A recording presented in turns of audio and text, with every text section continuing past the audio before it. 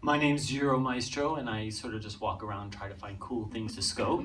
I hope some of you enjoy. And quite recently, I've been contacted by a variety of teachers and homeschoolers and all these people that have wanted to develop lesson plans around some of the sites that I visit and talk about them. Awesome. We've got a power-packed panel right here. So I just want to kind of throw this out to any of you who can answer this about social good. How can the social good community really leverage Periscope? What are some things that you guys are seeing that are making a big difference in terms of using Periscope to promote this whole concept of social good and education? Well, I'll start. I think right now the social good community is really looking at Periscope as a new tool, and some of them you'll see are very apprehensive about it because they're like, oh, not another tool to master. I have a team of like nothing, and I can't take another tool, yet I understand that this is a visual medium that can be really impactful and powerful. And specifically location-based nonprofits, we have Ann Sublet from Central Park, New York, who manages the account. Sorry for the shout out. She wasn't expecting that, but it just came to mind. And she is location-specific nonprofit. So she shows you Central Park and she walks through the park, and she's seen a lot of success using Periscope through that. And I also think global development organizations, like if we're looking at a UNICEF, if we're looking at a human rights organization, social justice organizations working in Syria, working in the Middle East right now, we're seeing them being able to take you to places that you would not usually be able to see if you were not watching the news. And to be honest, the news does a really poor job of actually showing you the realities that aren't clipped and nuanced in ways that we probably don't even understand that well. But when somebody is scoping, say in a refugee camp in the Middle East or in South Sudan, all of a sudden you're getting a different perspective, right? You're getting the scoper's perspective, but you're also getting to see it from a very, very different viewpoint. And I think nonprofits understand that power. So whereas before they had this huge barrier to their work, right? So we're headquartered in US, in New York, say for example, but we're working in South Sudan. What do we do about that? How do we connect our supporters and our donors and make it real for them, make it tangible? Because that's really all they want. They want to feel closer to the people, to the programs, to the organization they support. And Periscope and all their live streaming tools that we're seeing now has an incredible ability to close that gap and to ensure that you're there. So I think, to answer your question lengthily, that's great. It really is a huge opportunity for nonprofits who are willing to take that risk, because nonprofits do see something like live streaming as a risk because they are accountable to their stakeholders, that are donors, their board. So it's a risky move, but I think the payoff is really, really great. And I think I'm really starting to see a lot of nonprofits like UNICEF, a lot of other nonprofits working abroad embrace live streaming as a tool for social change. I totally agree. I mean, it's the transparency and it's the informality about it that you can really benefit. And then tying into the education scene, it's inherently very educational. So people can learn more about your cause, they can see your cause, and then ultimately they can participate in it. So I think those are all the great things that you want for a nonprofit, and people need to see where their dollars are going, and they'd like to see it on the ground. And whether it is in a far off location or it's in a local community, either way, you're benefiting, you're being drawn in. Yeah, absolutely. You guys are like smashing it. It's like transparency for me is absolutely key. Being raw, being able to go live instantly and just show somebody's plight, the troubles that they're going through day to day is just unbelievably powerful. And for me, like I don't know if you know about this, but I spent 24 hours as a homeless person in Edinburgh just to try and understand, and what I did was I scoped it. And I got mixed sort of feedback from that, but for me it was all about being empathetic with, with people that are homeless, but I was nowhere near where they actually were in their lives, and there was some real lost souls, but I was able to connect with people through Periscope, through live streaming, and I think that's what is key about this, is being able to get so close to real causes and get to an understanding where we can actually do something real. And yeah, it's been unbelievable for my experiences anyway, for sure. Yeah, I think that it's hard to add on after all these great comments, but I think it is true that the fact that it's live and that it's raw And two things about it is that the fact that it's interactive, and that really changes everything because people really feel like they are there. And I hear this from all the time when I'm doing things that people say they feel like they are actually there. And you don't get that through traditional broadcasting because it can be live, but because they don't have the interaction, they don't have the control to say like, what's that on the left? What's that on the right? Or can you ask that person, what his favorite color is or whatever it is. So you can actually interact with the person involved. And I think that's a really powerful message for charities because you can see that the pain is real or that the services are being delivered or whatever the situation is. It's very, very real and very palpable. I love all that, and I one thing that kind of stands up to me, and you mentioned this a little bit, is that I think for a lot of social organizations and philanthropies and charities, there's this high barrier to entry of putting out the word, and I always equate it to video because when I first got on Periscope, I thought, oh, it's just video. What's live? Like, what's the difference, right? And that was my naive thought about it. But the fact that it's so simple, like you guys mentioned, and it's interactive, like you said, it's just, obviously we all know this, and I'm preaching to the choir. But I just think it's such a huge thing. What I think is an interesting topic is obviously there's a lot of us who here, myself included, I'm not part of a charity. I give from time to time when I can, but do you guys have any recommendations, like if just for the average person who wants to kind of integrate doing something in terms of scoping for good or helping out their community or helping out just something that's really that they're passionate about? Do you guys have any tips as far as someone were just to start off, Friday and just start doing something? Any tips that you guys can maybe I think share? Random Acts of Kindness is a great place to start. So I've got a great community of followers, and I always recommend that people just go out and do something good for someone, whether that's a homeless person sat in the street, give them change in your pocket, or just sitting down chatting with them, or just doing something nice for a friend, a family member, something like that, And I've witnessed every single day people doing this within the community that I've grown, and it's incredible. It's for me, it's heartwarming to see people actually doing that. And do you know what? It's one of those things. It doesn't cost a penny, but you can do it like that. And all you have to do is say something kind to somebody. That's it. So even asking someone how their day is, it's simple. But a lot of people are just tunnel vision and don't think about anybody but themselves. So. Do you think, not to interrupt you really quick, but do you think some scopers feel like, oh, I don't want to pat myself on the back, like, oh, I'm doing a good deed for somebody? I feel like there's kind of a fine line between, saying, oh, look at me, I'm doing all this great stuff, but like you said, just random acts of kindness.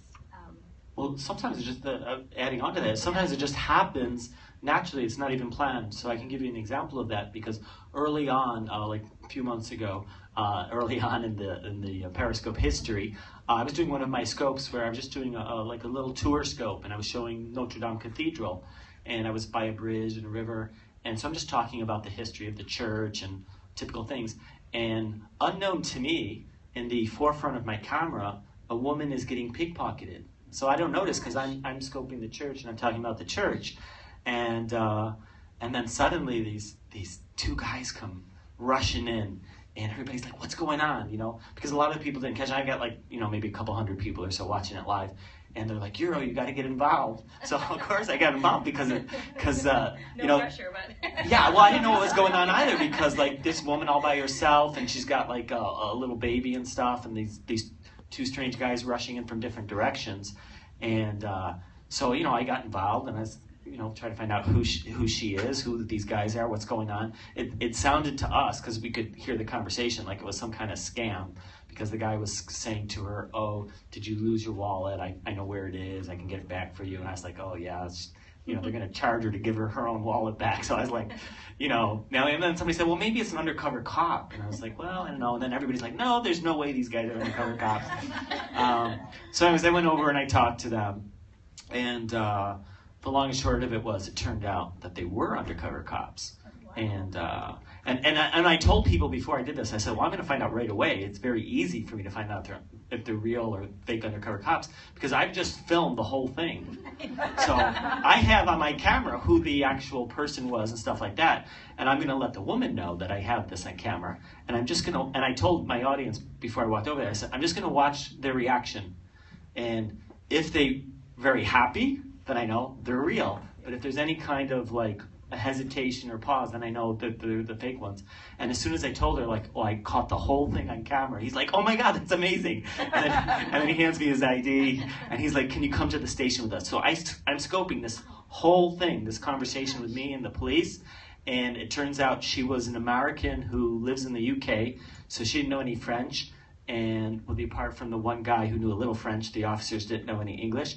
So they said, can you come to the station with us and be the interpreter for all this? And so I'm scoping this whole thing, if you can imagine. And she had to catch her Eurostar train back to London. And so she's like so worried. She's like, well, I don't have time for this. And they're like, well, you've got to do this. So, and we went to the station.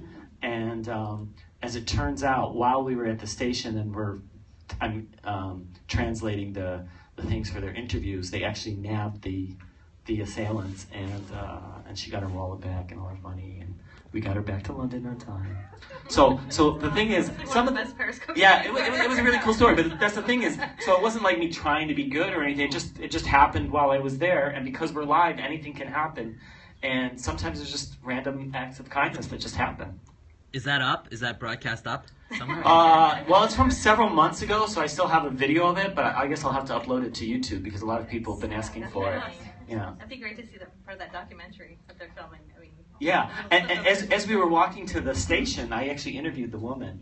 It was like, poor woman. So I was like, here, now I'm going to interview you too. I know you just got robbed. And so it was a funny interview. But she was very nice. That's awesome. Darius, Carolyn, did you guys have any comments about just the average person? Yeah, I think, we all have passions, whether it's, breast cancer awareness, passions that involve some sort of, social good, right? Whether it's the environment, whether it's the Syrian refugee crisis currently happening, we're all moved by different things. And I think when we're scoping, I think it's always a good idea to have that agenda in the back of your head that says, what can I do today to make the world a better place, right? So people think it's not that big of a deal to give a shout out to a charity who's running a campaign, say, hashtag, whatever their campaign is, do it, send it out, give a shout out. Not only are you doing good and you're letting people know, an important thing, but people want to know what you care about. People want to feel a part of something that really matters to you. And don't discount that as not valuable because it's not necessarily a monetary donation. Because in the new world that we live in the digital age, there is a high cost to that kind of awareness. And millennials are going to be the future donors, right? They're the ones that are going to be supporting these organizations. So the more we engage now, the more we lift and engage and bring people's awareness to causes that are important to you because you're the scoper, the better we all are. And the more you're going to build your community. So there's a great side effect to that, right? Is that people know you care and they want to get involved because you care. That's how donation lines work, right? People often don't donate for a cause. They'll donate because they love you and they want to support you. So keep that in mind. Most donations, a lot of them aren't because, at least the big money ones, they're not giving you $10,000 because they care greatly for this cause. They'll think it's good, but they're giving because they care about you and they want you to know that you've given $10,000 to support that cause. So a shout out might mean another shout out. That's huge. I just had kind of an aha there. I mean, that's such a huge thing that I think it goes to the kind of personal part of Periscope. People, they want it to know that, I donated and you influenced that. Yeah. Like that's huge. So and people give, there's always that saying of people give to people. Yeah. People don't give to causes. People give to people. So it kind of runs through the gamut of all of those levels. Right. Absolutely. Darius, did you want to jump in too? Yeah, I totally agree. Just you're sharing your values and people see who you are. So whether it's something even directly related to your professional charity or whatever you're doing as a professional that you're advocating, you always have those opportunities, maybe because you're in a different location, maybe because you're talking with your friend, maybe it's because you have a random conversation. You have that opportunity to broaden out, to show people what you're interested in. And I think, you're right, people are going to be interested in further exploring something, even if it's not even if it's not really related to what you do professionally or what you're doing on a daily basis. Yeah. And I know when we were emailing back and forth, we talked a little bit about education, to kind of go back to the other part of this whole conversation about social good and education. I'd love to just kind of chat a little bit about what you guys think is sort of the future of education when live streaming is a part of that. I know, Derek, you have a lot of passions and personal thoughts about that. I just want to know here, since I've been here already a great day, who is an educator here? Who has a PhD? Who's an academic? I haven't yet met anyone.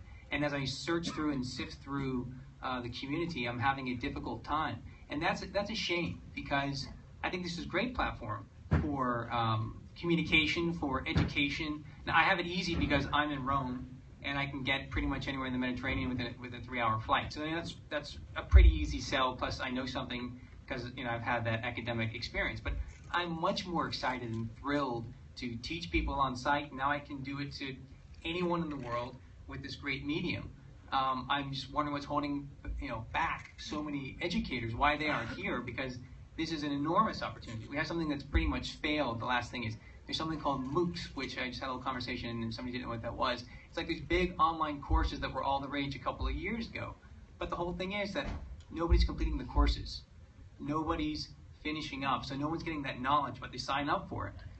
With what we're doing at Periscope and other live streaming platforms, you've got the automatic interaction, you're answering questions, you're providing knowledge, you're giving direction. So I think it's an enormous opportunity, and I think it will really grow. And this is going to be a big part of an educator's palette, whether it be, we were talking about talking with middle schools, high schools. I've been doing it on FaceTime, and it doesn't matter to me what the platform is, but the point is you've established a connection with somebody, and you can create a very large, agenda and opportunities for learning. Well, I think on many levels, I think a lot of us would sort of say, because of Periscope, we're kind of have become educators in a lot of ways. I mean, on a small scale, I teach social media, and other people teach, their skill set. But I agree with you. It's interesting that there's not more sort of the traditional educators that are on Periscope, at least yet. I mean, right now the bulk. I mean, it's very lopsided. Yes. So. Eventually I think more I've had a couple of teachers that got involved in it. So the more that they see this, the more they're having fun with it. And again, you can then transport your student from one part of the world to another, and it can be pre-recorded or whatever. But you have lots of opportunities. Yeah, the first person that contacted me on this point was actually a parent that is homeschooling her children, and she contacted me, and she runs an association for other homeschooling parents. And she said, wow, because some of the places I go are very historical, cultural, whatever. She was like, this is perfect. I want to incorporate this in, and I want to include all the other parents. So I started doing that. And then I started getting contacted from all kinds of people. So it's like, I'm a teacher of a 3rd grade class, and my students are really interested. I was like, you're showing your students? She said, we're all here watching. Oh, and then, she would moderate her class, and Susie's got a question, Paul's got a question. So I was like, great, I'll answer their questions. And then I got more and more teachers. So I've got several high school teachers now that have classes around it, and 3rd grade and 6th grade and 8th grade, in the US and Canada mostly. And the thing that was interesting is, so some started getting really serious and said, well, we're actually going to develop lesson plans around it now. And so they tell me ahead of time, and they're prepping their students with background information so they come prepared. And then they actually sing the thing that they've been studying. And I say, oh, this is Versailles, and King Louis XIV was here. And then that's amazing, because now they're actually seeing the things that they've heard about. And you can see the crown jewels, and you can see the paintings, and and they have really good questions. So are you working with? Are you at the point where they've reached out to you and have said, what day do you think you'll be doing this one? Or yeah, we actually get to the point now where we're actually planning, and so they'll say, I want to do a lesson plan on King Louis XIV, and then I say, okay, well, I can go to Versailles on such a date, and then they prep their students before I come there so they know some background, and then they're seeing what they're seeing. And I'm also currently in conversation with an association that works with educators, so we might, and that they have a big reach, and so it might be much bigger soon. That's awesome. Yeah. The other thing I was going to ask you too, your Maestro, was I keep saying your full name. Yeah, you can just call me Euro. I know, Euro. And it's so funny because at the hotels, in person. And it's so funny because at the hotels and everywhere I go, they're always saying Mr. Maestro. I was like, no, you can call me Euro. And they're like, no, Mr. Maestro. I was like, okay. Well, I wanted to just bring up your Dubai trip too. Oh yeah, sure. Did any of you see a lot of the scopes from Anyone? Dubai? I see 1, 2, 3. Oh, and I remember yeah. thinking, I had no idea what was going on. All these amazing Periscopers were in Dubai, and so I feel like it's related to this education topic. Oh, it's definitely very educational. In fact, that was one of the key reasons we did it, is for cultural awareness and educational aspect, as well as the tourism aspect. So what happened was, I've always had an interest in going there, and Dubai was also very interested in trying something new and bringing Periscopers over there. And thanks to this platform, there were some people in Dubai who had already been watching my scopes of me walking around Paris and showing Paris, blah, blah, blah. And they told their people, their government, the tourism department specifically, that why not bring Euro to Dubai and have him do what he does in Paris and Dubai. And then they started contacting me and said, we've got cool stuff here too. And I was like, I know you do. And so it totally worked out. And then they said, why don't you invite some of your friends, and we'll make it a whole, like a group trip, And so that's what I did. And I reached out to amazing Periscopers that I'm big fans of, or a big fan of. And so I was able to bring people from Australia and from Los Angeles and from Las Vegas, and we all descended on Dubai. And it was an interesting experiment. And the most surprising thing is we just found out this, because they featured us over there in like the newspapers and the radio stations, TV, and all that stuff. But I just found out a couple of days ago when we came back that it was the most successful campaign that they've ever had. So I was pretty surprised. Yeah. Well, I wouldn't be surprised if other cities around the world looked at that and said, "Wow, it was very smart." Of the tourism department to say, "Hey, let's pick these people." Because they're the first ones to do this. So I give a big shout out to Dubai for being so innovative and being the first ones to do this. And I think we're going to see more. There's so many. I think I know there's a lot of misconceptions about that culture, and so to see, all my favorite Periscopers were there, it was just eye-opening, just personally. And I know probably a lot of you also who are watching that was. Kudos to them. that was one of the goals that we were hoping, is that maybe it would clear up some misconceptions, and I think it did based on the comments that I saw. Definitely.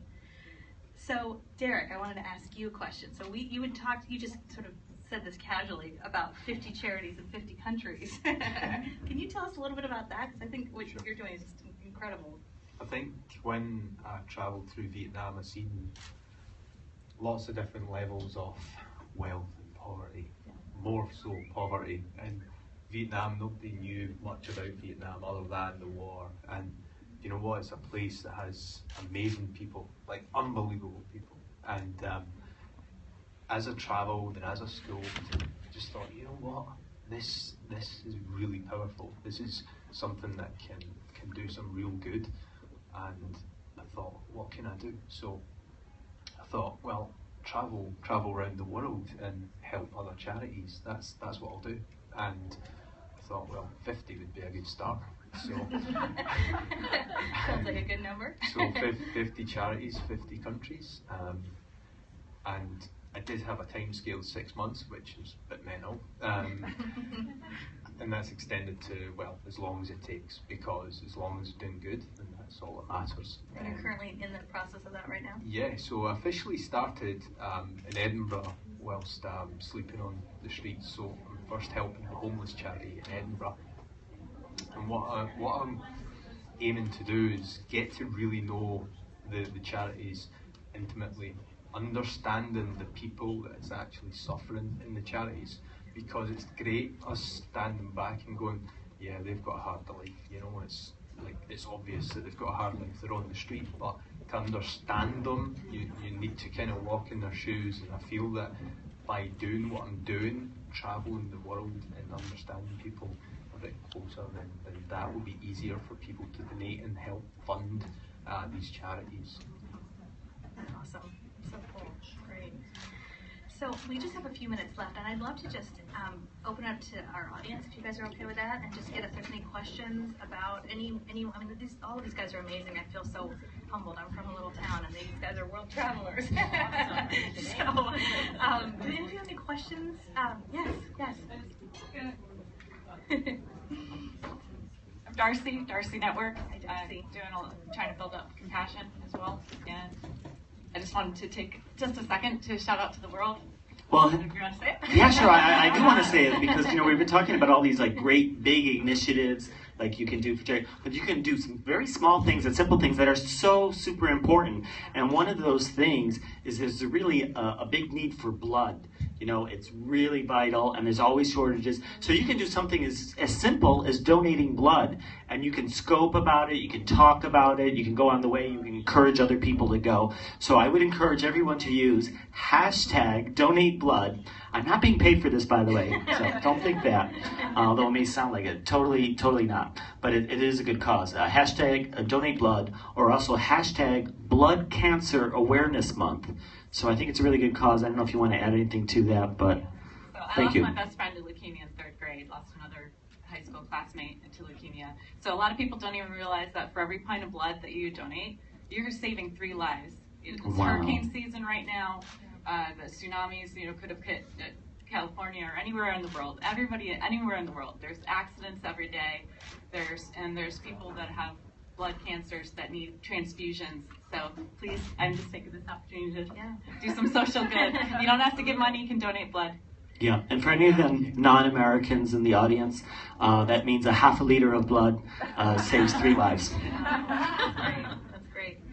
Any other questions for our illustrious panel? Everyone's busy periscoping and tweeting and Instagram. I have a question, actually, because I talk a lot about this, and I would love to hear advice from you all because you're actually doing it. A lot of people sit at home and they feel like, what can they do? And I think, that's something easy that people can do, especially using a platform like Periscope, to spread the word, or really to be socially active on these platforms. Yeah, I think you have to be, whatever it is that you're passionate about, I think it's important to take that moment when you're on Scope and say, hey, my charity is running a campaign, just like what happened here, right? Do it on Scope. And I think, we touched on it a bit before, but people want to know what you're passionate about. People want to know that you care about something. So it's a double bottom line here. They're getting the benefit because you feel closer to them, but your charity is also benefiting them, right? So it doesn't have to be a charity. It can be a social movement, a hashtag that needs to be promoted because you're trying to build awareness. It can be a million different things. But I think to be able to share that and to be honest about what your passions are beyond, social media is something that, that's, I get it. But, I think it allows an open door to connect with your followers and your viewers in a really new way that can inspire others to do better and be better. So it's also a two-way street. So you're following somebody, you're following Euro, and then hit them up, obviously. And people do. So and do that. So if you're just getting started, but you have something you're passionate about, say, I think I have a connection with this person, I'm going to bring this up. Well, this person's in another part of the world, maybe they're not aware of X. And then those people, I think, would reciprocate, those people would give you a shout out, maybe those people would learn something new. I'm always looking, for doing something new. In Rome, I'm showing a bunch of old stuff. But it's a dynamic city, and I think with that conversation that goes back and forth leads me to new directions. I think that's why the platform is so successful. And I'm just going to say it works in both directions too, because, for instance, one thing I'm very passionate about is free speech. And so some people know that from my writings or blogs, so they will contact me and let me know about instances that I didn't know of where there's an abuse or something taking place, and say, hey, can you let more people know about this? And then, I usually do a little bit of research to make sure, and then I start talking about it. So it works in both directions. And we just have one question from Brian. Yes, I'm just curious. So I'm on the social council for Team No Kid Hungry, and so we've been doing a couple of campaigns and doing things. But I just from a Periscope perspective, we used Blab most recently, and we've used live streaming. And the collaboration between, you guys mentioned that, I just wanted to highlight that. The collaboration between streamers. Alex Kahn came in and just reshared it to his followers, and one of my Team No Kid Hungry. We got the largest donation of the day by simply that little gesture. And last time I checked, it doesn't cost any money to share it with your followers. So I think also educating all of us that you guys are working on cool stuff, I think that's kind of that power of we. Sorry, losing my voice apparently. But yeah, I love the message. That's awesome. Thank you. I think we've had time. Oh, thank you guys. Thank you so much. Woo! Thank you, everyone. Thank you. Can you guys actually reiterate where everyone can follow you so they can keep up with what it is that you're doing? So make sure everyone knows your handles. I'm Caroline I'm Caroline Avakian. Saverome and Entrepreneuroaj. I'm gonna have to look it up. I think it says Euro Maestro. Wonderful. Thank you, everybody. So our next panel is going to be coming up. We're going to be switching out shortly, and well, actually right now, and this is about Periscope and entrepreneurship. So something very exciting to talk about. Want to join, take the stage. Thanks for watching. Feel free to follow. Yes, all of my entrepreneurship panelists, please come and quickly make your way. And everyone that's filing in, we have plenty of seats, so feel free to find your seat. What panel do we go to now? Come upside down. It's better. I had to make my own badge. I paid for the badge, but it happens. What are the what's in here now? Entrepreneurship? By the way, my name is Melisol NYC. My name is Matt, NY actor. I'm an artist. I scope with my drawings and do live art. Cool. This is my twin sister. Oh, cool. Mariposa, La Poeta Mariposa. I'm both a poet poets and and artist. Oh, all right. Yeah. Cool. Live And in this New is all York. about entrepreneurship in this panel, so I think we're going to see what's happening next door. Okay. So What you're do you know? you're an actor. Actor So if everyone would please come on in and media find your seats. journalist. We Like, I want to work at switch out these HuffPost panels as and quickly as we startup, and I'm can. looking for another social media position because those are what pay. Acting really didn't pay. Like I still want to act and still do stuff, but. Well, it's good to meet you. It's good to Hello, meet everybody you. out Hey. there on Periscope. And Mary Matt says hi. Rappaport. Matt Rappaport. Hey. Hi, Mary. What, Hello, and- Mary. Hey, and so wait, real quick, do you know who's going to be on this next panel or this Yes, panel? all of our Do you panelists, have please the- go in and take your seats. I don't- Please take I Do you your have the seats. little Please take thing? your No. I seats. don't. All right. I don't. We shall see. There was like a troll panel. Is that today? Maybe tomorrow. All right. A troll panel. What? How to ban the trolls? Like all about trolls or whatever. I've never been trolled. No one's ever said open box to you? Never. Wow. I have a force field. I guess so. I'm from the Bronx. No trolls in the Bronx. Right. No one messes with When I do nobody block messes people, with you. I It's Bronx. do. I'm I away from block. you. I block the trolls that I see on other. On others, that's If I good. see That's them, that's I actually block there them. will be a troll panel. Yeah, they were talking about that we have to help each other and block these people. We do. Because some of them have like it's usually like one person with 20 accounts or something. like that. Really? Oh, that's Yeah. sick. Freaking weird. Well, That is I mean, sick. So 'cause then, if they get blocked, they can just do that's it. what I'm saying. Oh, Like that that's they so set sick. up like multiple accounts because they know they're gonna get blocked. They wouldn't, Oh they're my trying to get God. blocked because otherwise, why do it? I think that's part of it. But, Ew. it's good to meet I'll you. be What- back tomorrow, so hopefully I'll see you again. Oh, you'll definitely see me. Matt I'll follow you. Rappaport. Matt Rappaport. Bye, NY Matt. actor. Yes. Follow me. I'll follow you. Wait, I'll give you a card, but let me think about it. Bye.